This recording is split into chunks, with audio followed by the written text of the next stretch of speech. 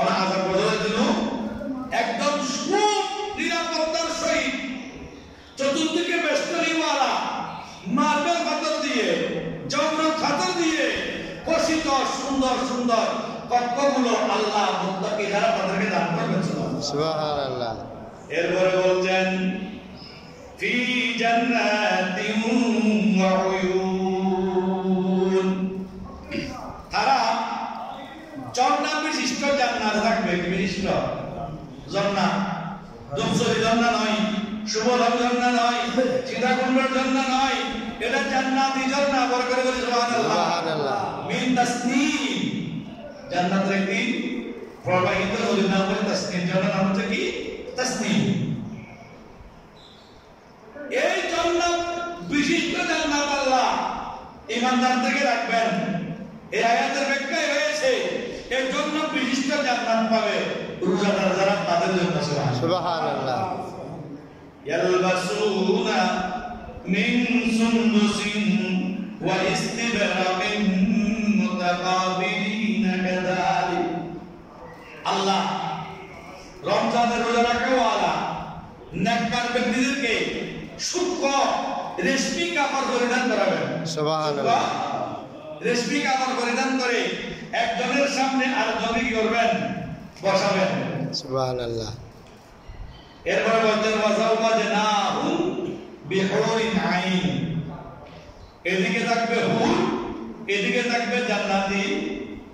যারা পুরুষ রোজাদার নামাজি আল্লাহকে রাজি করে জমিন থেকে কবরে গেছে, এদেরকে পুরুষদের সামনাসামনি কি করবেন? আল্লাহ বসাবেন। বসানোর পরে জান্নাতের মধ্যে হুরদের সাথে রোজাদার ব্যক্তিদের বিয়ে করাই দিবেন। সুবহানাল্লাহ। সুবহানাল্লাহ।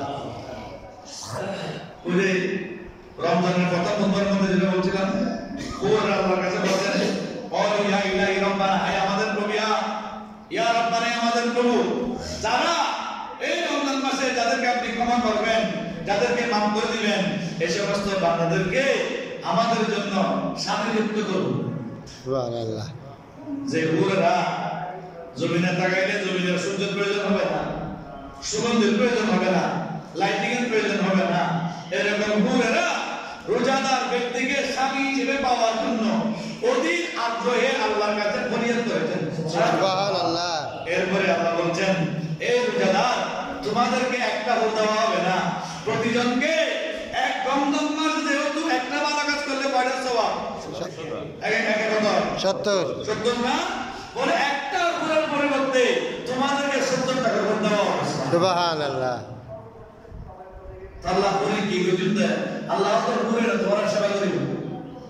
কেউ কাছে দিব, আসবে দিব, সুলতানে দিব, দাঁড়ানে দিব, পায়ে ওলটানে দিব, হাতে ওলটানে দিব, যত প্রকারের সেবার প্রয়োজন জমিনের মধ্যে যে সমস্ত বান্দারা স্ত্রীর সেবাবান নাই, অনেক স্ত্রীরা আছে স্বামীর সেবা করতে তারা কি নয়? আগ্রহী নয়। ঠিক কথা। এই সমস্ত স্ত্রীরা সেদিন কবরের মধ্যে হাত চাপড়াবে। আহা, স্বামীর কত বেহারা আমরা করেছি, আজকে আমাদের থেকে উত্তম জান্নাতি হুরেরা আমাদের স্বামীর সেবার মধ্যে নিয়োজিত হয়ে গেছে। সুবহানাল্লাহ। খেয়াল করবেন বাবারা, যারা স্বামীর বাপদের না থেকে অবাধ্যের আচরণ করেন তাদেরকে সম্মান হতে হবে, না হলে জান্নাতের মধ্যে স্বামীকে স্ত্রী পাবে না, স্ত্রীকে কি পাবে না? দুজনকে নেককার হতে হবে, একজন নয়। স্বামীও নেককার হতে হবে, স্ত্রীও নেককার হতে হবে, তাহলে জান্নাতের মধ্যে তাদের কি হবে? দেখা হবে না, তাই দেখা হবে না।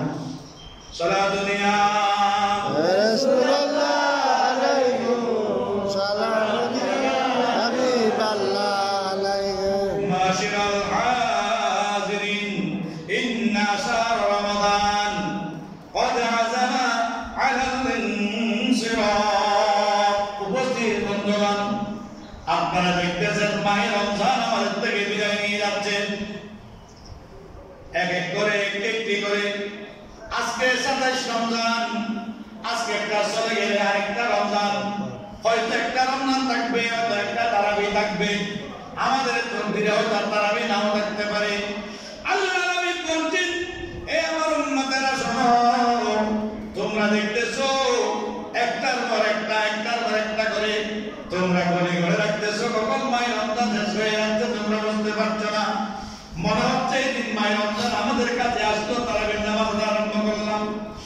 আজকে সাতাই রমজান আরেক তারাবি আমাদের করতে হবে।